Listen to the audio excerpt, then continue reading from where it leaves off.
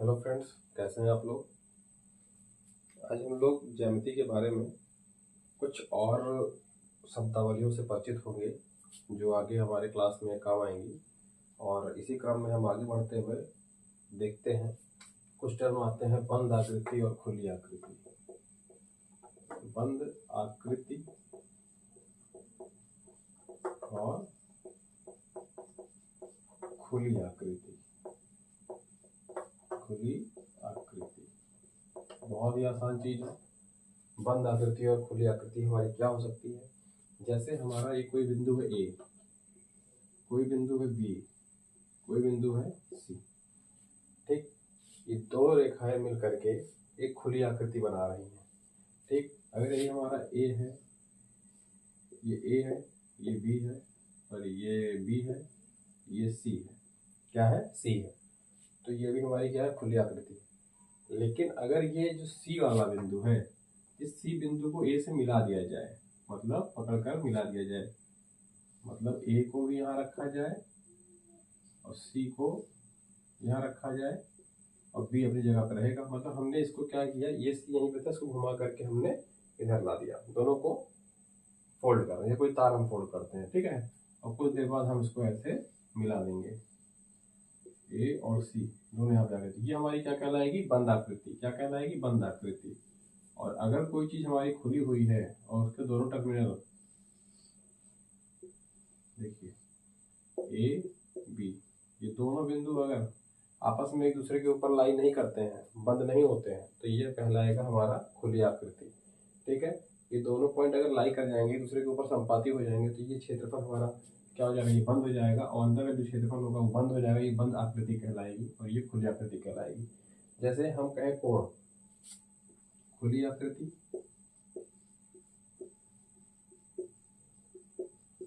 और बंद आकृति। ठीक, खुली आकृति में जैसे कोण हमारा ये है, पढ़ा चुके हैं कोण है। कोण हमारा क्या? खुला हुआ आकृति में आता है। ठीक है, और अगर भी हम त्रिभुज बना दें तो ये हमारा क्या आएगा? बंद आकृति में आएगा। क्या आएगा? बंद आकृति में आएगा। ठीक है, अगर हम जैसे कहें कि कोई रेखा है, रेखाखंड है, ये सब हमारी क्या है? खुली आकृतियां हैं। लेकिन अगर कोई वर्ग हमारा है तो, या कोई चतुर्भुज हमारा है तो ये क्या है? बंद आकृति में है। तो खुली और बंद आकृति का ये जो अंतर है, इसको बहुत ही आसानी से समझने में मदद मिलेगी। ठीक है, तो इसके बाद हम लोग जो पढ़ने चल रहे हैं, समझने चल रहे हैं, अगला टर्म क्या है? कोण का, जो हम लोगों ने कोण पढ़ा है, ठीक, इस कोण में दो शब्दावलियां आ जाती हैं, कुछ जरूरी शब्दावलियां समझिए उसको। कोण का जो ये हिस्सा है अंदर का, इसको बोलते हैं अभ्यंतर। अभ्यंतर, अभ्यंतर भाग। और इसको बोलते हैं बहिर्भाग। ठीक, कोण के जो अंदर बनेगा, जो कोण के अंदर का हिस्सा होगा, वो हमारा अभ्यंतर भाग कहलाएगा। और जो कोण के बाहर का हिस्सा होगा, जो इधर का हिस्सा होगा, ये पूरा हिस्सा, ये पूरा क्या कहलाएगा? बाह्य भाग। जैसे एक सवाल हम देते हैं, आपको पूछते हैं कि कोण ए बी सी में कुछ बिंदु दिए गए हैं। ठीक, क ख ग, च छ ज। तो इसके अभ्यंतर बिंदु, इस कोण के अभ्यंतर बिंदु कौन से हैं और इस कोण के बहिर्भाग वाले बिंदु कौन से हैं? तो अभ्यंतर बिंदु में आपके आ जाएंगे, अभ्यंतर में आ जाएंगे आपके, अभ्यंतर में क ख और ग, ये तीन बिंदु हमारे अभ्यंतर में है, अंदर है जो। और जो बाहर होते हैं उनको कहा जाता है बहिर्भाग। ठीक है, च छ ज, ये है बहिर्भाग। तो अभ्यंतर और बहिर्भाग कोण के दो हिस्से होते हैं, आप समझ लीजिए। जैसे किसी के घर का बनवाया दरवाजा वाला लगवा, दरवाजे के अंदर का हिस्सा और बाहर का हिस्सा, कमरे के अंदर का हिस्सा, बाहर का हिस्सा। ऐसे कोण के अंदर के हिस्से को, इस एरिया को हम लोग कहेंगे अभ्यंतर और बाहर वाले हिस्से को कहेंगे बहिर्भाग। ठीक, ये अभ्यंतर और बहिर्भाग आ जाएगा तो आप कभी कंफ्यूज मत होइएगा, डरिएगा मत। ठीक है, ये इसको करते हैं। कोण में हमने प्रकार पढ़ाया था, उसमें शून्य कोण, सरल कोण और संपूर्ण कोण पढ़ाया था। इन तीन कोण भी बहुत ही दिखने में एक जैसे होते हैं, लेकिन इसमें तीनों में एक अलग विशेषता होती है।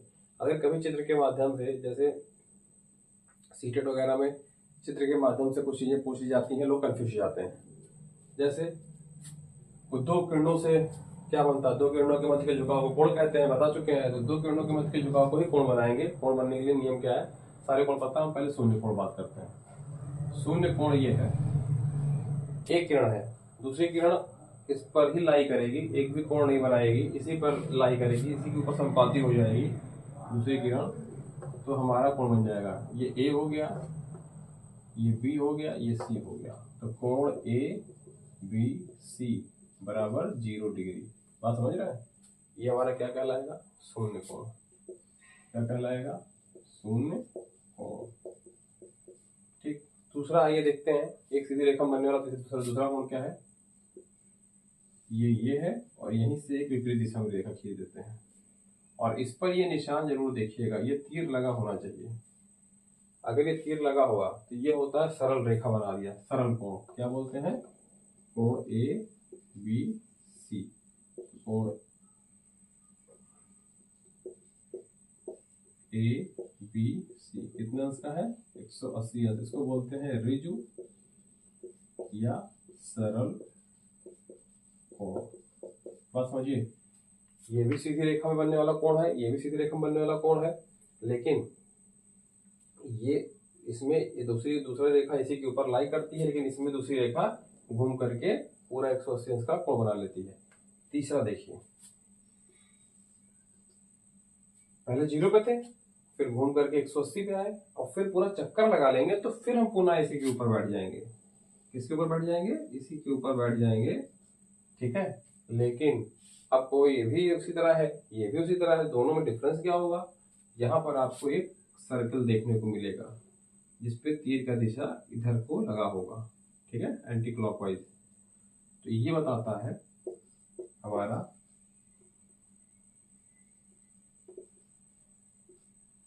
कोण ए बी सी बराबर 360 अंश। इसको बोलते हैं संपूर्ण कोण। बात समझ में आई? अब देखिए, ये तीनों चित्र देख करके आपसे पूछा जा सकता है ये बड़ा है कोण, ये बड़ा है, ये बड़ा है। सबसे बड़ा कोण ये होता है क्योंकि ये पूरा चक्कर लगा करके यहाँ पहुंचा हुआ है, ये सबसे बड़ा कोण है। और ये क्या है हमारा, जस्ट इसका आधा है, 180 अंश का कोण है, ये 360 अंश का, ये 0 अंश का कोण है। तो आप इसको नोट कर सकते हैं, इस शून्य कोण 0 अंश का है, ऋजु कोण या सरल कोण 180 अंश का है, और संपूर्ण कोण क्या है, 360 अंश का है। ठीक है, ये तीनों कोणों में बेसिक अंतर होता है। लोग इसको चित्र के माध्यम से भी कई बार सवाल पूछ करके कहते हैं पहचानिए, या इसके बारे में तमाम स्टेटमेंट बना देंगे कि ये तीनों में समानता क्या है।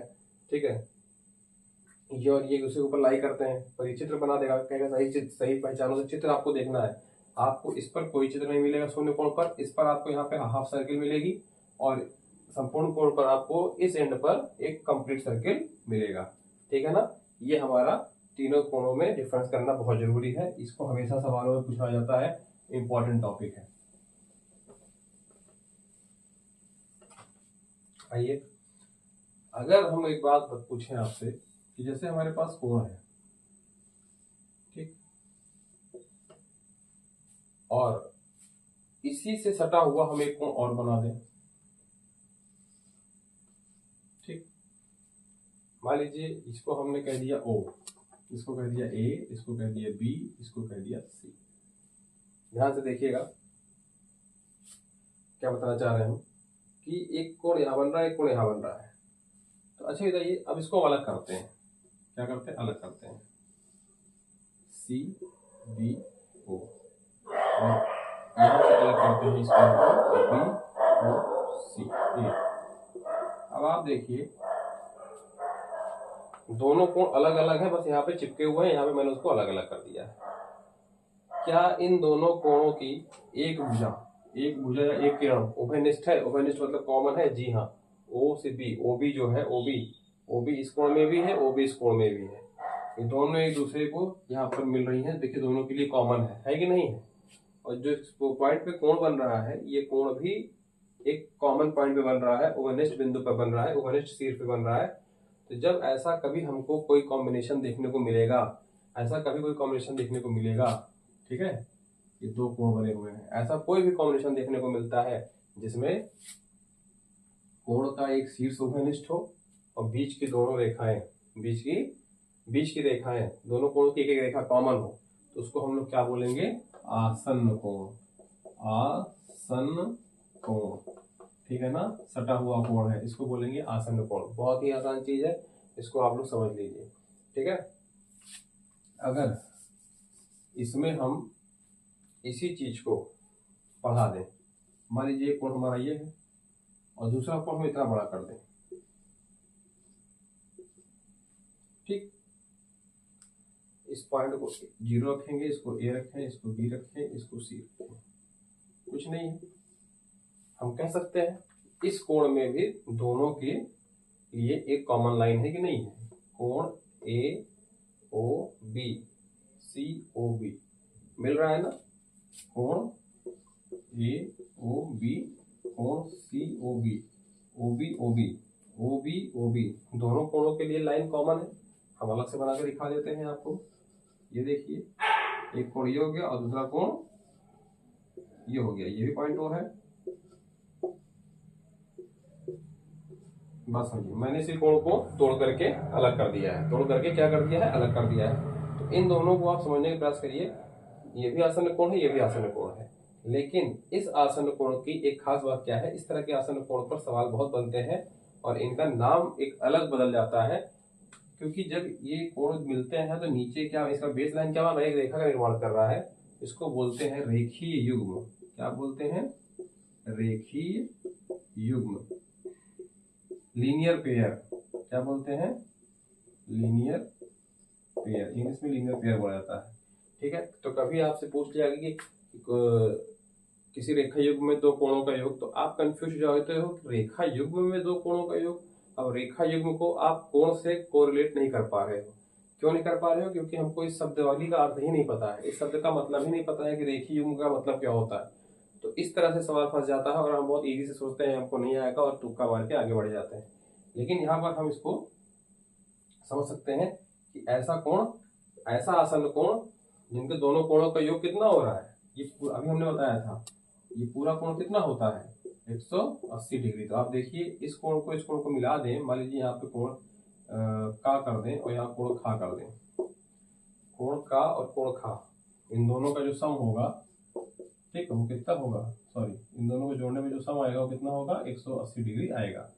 ए ओ बी को, ठीक है, का प्लस खा कितना आएगा? 180 अंश आएगा। तो ये जान लीजिएगा कि जब दो आसन्न कोणों का योग 180 अंश हो जाए तो वो रेखीय युग्म कहलाएंगे, ठीक।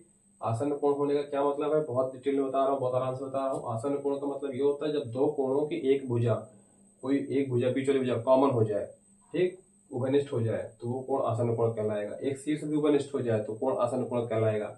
इसी में थोड़ा सा मॉडरेट करते हैं, थोड़ा सा बढ़ाते हैं। अगर दो आसन्न कोण है आपस में, ये भी आसन्न कोण है, ये भी आसन्न, मतलब दोनों एक दूसरे के आसन्न कोण है, तो इन कोणों को योग जब 180 हो जाता है, कितना हो जाता है? 180 हो जाता है, तो इसको हम लोग क्या बोलेंगे? रेखीय युग्म बोलेंगे या लीनियर पेयर बोलेंगे। 180 को हम 90 प्लस 90 भी पढ़ते हैं कि नहीं पढ़ते? 90 प्लस 90 क्यों बता रहा हूँ 90 प्लस 90? क्योंकि 180 को 90 प्लस 90 पढ़ने का मतलब ये होता है कि 90 का मतलब होता है समकोण और इस 90 का भी मतलब होता है समकोण, ठीक। तो हम कह सकते हैं कि रेखीय युग्म दो समकोणों के योग के बराबर भी होता है। आप भाषा बदल सकते हो कहने के लिए, ठीक है, चाहे कान इधर से पकड़ो चाहे घुमा के पकड़ो, लेकिन इसको आप समझो।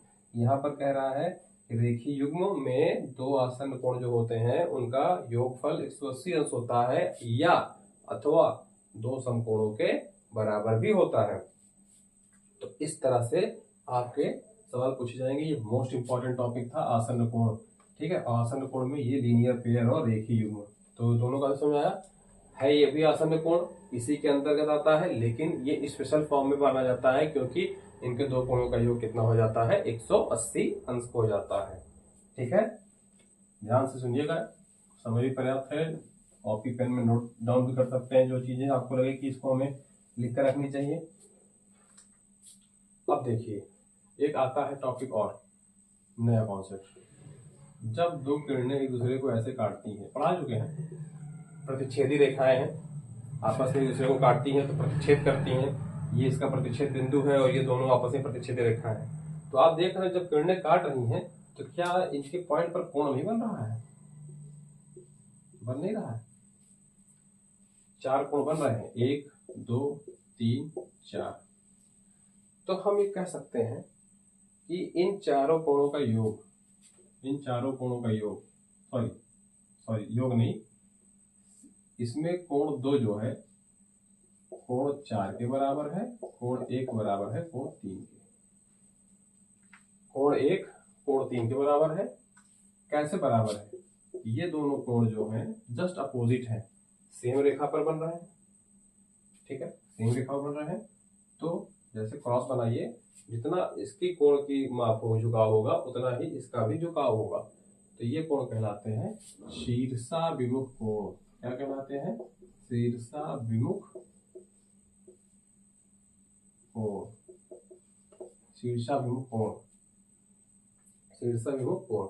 अगर ये चीज आपको मिल जाती है तो शीर्षाभिमुख कोण बस यही समझिए कि दो आदमी खड़े हैं और एक दूसरे की तरफ पीठ करके खड़े हो जाएं, एक दूसरे की तरफ पीठ करके खड़े हो जाएं, मतलब एक दूसरे से मुख को विमुख कर लें, दूसरी तरफ कर लें, अल्टरनेट कर लें। ठीक है, ये इधर देख रहा है, ये इधर देख रहा है, तो शीर्षाभिमुख कोण का मतलब ये होता है। सेम कंडीशन इसमें लगेगी 2 और 4 में।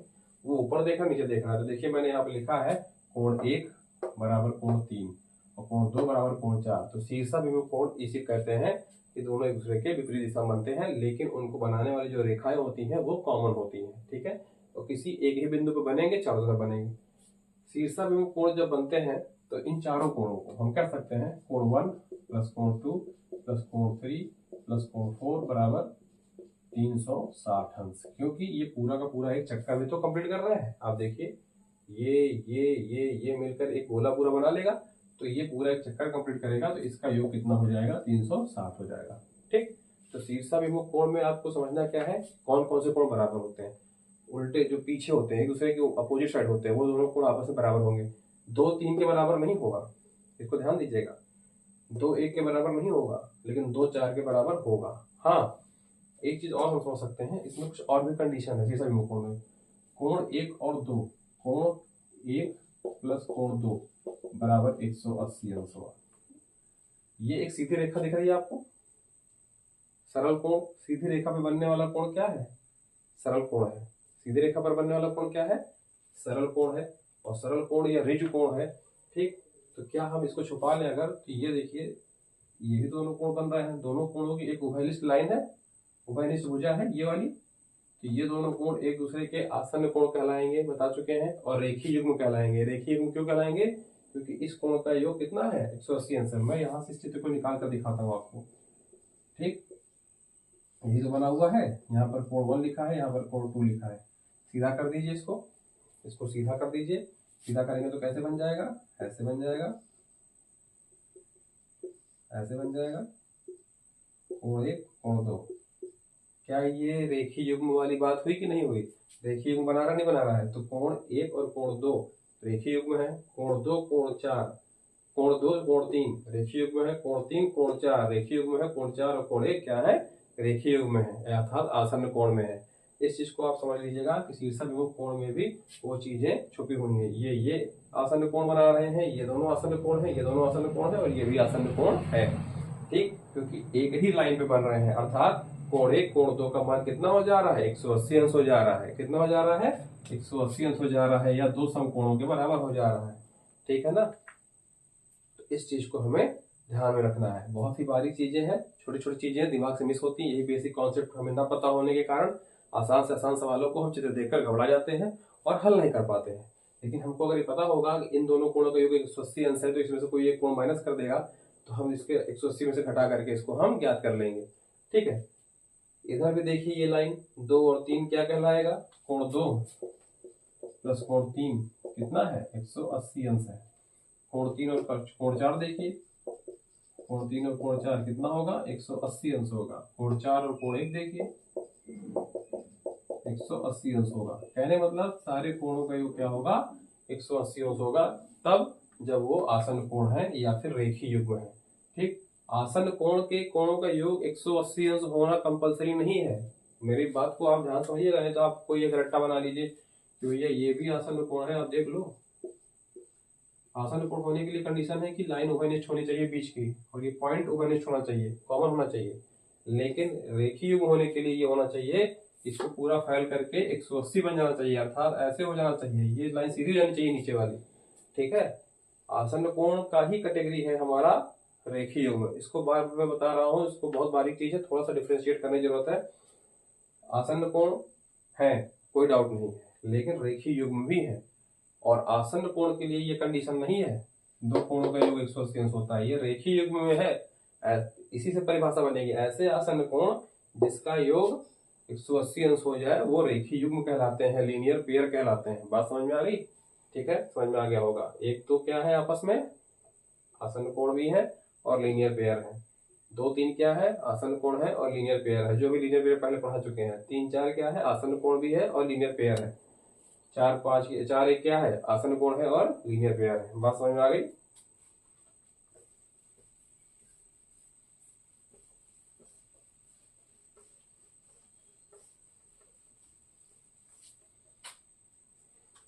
अब दो कोणों का योग जैसे आपका आया, तो इसको हम लोग और ध्यान से देखते हैं। एक कोण हमारा ये हो गया, दूसरा कोण ये हो गया। ठीक, ये हो गया 40 डिग्री का, ये हो गया 50 डिग्री का। हाँ, और ये हमने 0 दे दिया, कोण ए दे दिया, कोण बी दे दिया, कोण सी दे दिया। क्या ये आसन कोण है? क्या ये आसन कोण है? बिल्कुल हाँ है, क्योंकि दोनों की एक भुजा कॉमन है, आसन कोण है। आसन कोण में भी अब देखिए, अगर दोनों कोणों का योग कितना हो जाए, 90 अंश, दोनों कोणों का योग 90 अंश हो जाए, हो भी रहा है, 50 और 40 90 हो रहा है, अर्थात समकोण बन रहा है। ठीक है, इसको मिला देंगे तो हमारा क्या बन जाएगा, समकोण बन जाएगा। तो इस केस में जब दो कोणों का योग 90 अंश हो तो दोनों कोण एक दूसरे के कोटि पूरक कोण कहलाते हैं, कोटि पूरक कोण कहलाते हैं, या पूरक कोण क्या कहलाते हैं, कोटि पूरक या पूरक कोण कहलाते हैं। कब? जब दो आसन कोणों का योग 90 अंश हो जाएगा। जैसे हम यहाँ पे निकालते हैं, कोण ए ओ बी कितना है, 50 है, कोण बी ओ सी कितना है, 40 है। ठीक, इसको ऐड कर दीजिए आप, इसको ऐड कर दीजिए तो क्या बनेगा, कोण ए ओ बी प्लस कोण B O C is equal to 50 plus 40 is equal to 90 degree. क्या ये 90 डिग्री आ रहा है? अगर 90 डिग्री आ रहा है तो जाहिर सी बात है ये क्या कहलाएगा, कोटि पूरक। लेकिन कोटि पूरक क्रम किसका कहलाएगा, ये वाला इसका कोटि पूरक, ये वाला इसका कोटि पूरक। जैसे अगर दो भाई हैं आपस में, म्यूचुअल भाई हैं, तो हम अपने भाई खुद नहीं कहलाएंगे ना, सामने वाला मेरा भाई कहलाएगा, एक इसका भाई वो कहलाएगा, उसका भाई, दोनों दूसरे के भाई हो जाएंगे। इसी तरह से ये भी कोटि पूरक है। कोण इसका 50 वाले का कोटि पूरक 40 वाला है, और 40 का कोटि पूरक ये। पूरक मतलब उसको पूरा कर रहा है, 90 चाहिए, कोटि पूरक होने के लिए कितना चाहिए, 90 चाहिए। तो 50 को कौन पूरा करेगा, 40 पूरा करेगा, जिसने उसमें 90 पूरा हो जाए। तो इस तरह से ये कोटि पूरक हुआ।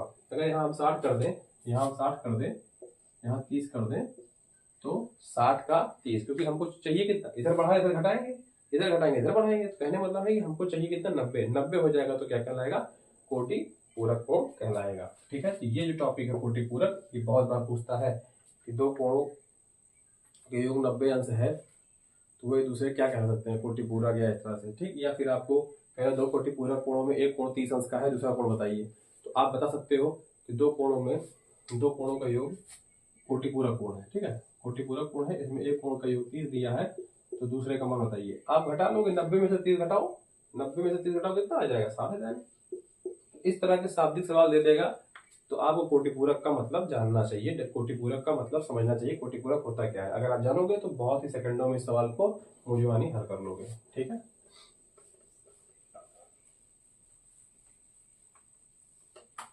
अब बात आती है 90 से थोड़ा सा हम बढ़ते हैं। ठीक, ये हमारा है 60 अंश मान लें, और ये हमारा है 120 अंश।